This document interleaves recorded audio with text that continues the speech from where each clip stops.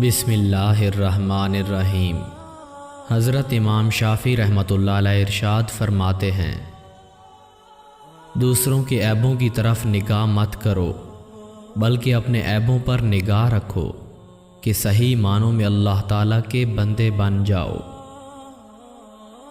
مصیبت و پریشانی کا مقابلہ صبر و شکر سے کرو تاکہ انعامات الہی کے حقدار بن جاؤ۔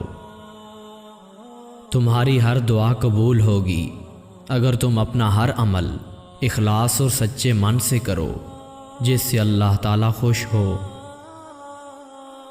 محبت ایک ایسا بیج ہے جس کو من کی کھیتی میں اگر بویا جائے تو وقت کے ساتھ ساتھ یہ پروان چڑھ کر دیدار الہی کا تناور درخت بن جاتا ہے۔ اگر دائمی دوستی کے خواہاں ہو تو اپنے من کو اللہ تعالیٰ سے لگاؤ تاکہ قرب الہی کے دائمی دوست بن جاؤ۔ جو کام اخلاص کی نیت سے نہ کیا جائے اس کا انجام برا ہوتا ہے۔ گناہوں کی دلدل سے بچنا چاہتے ہو تو راہ مستقیم اختیار کرو۔ ایمان کی سلامتی چاہتے ہو تو سادگی کو اپنا شعار بنا لو۔ دنیا کے لہو و لب سے کنارہ کش ہو جاؤ۔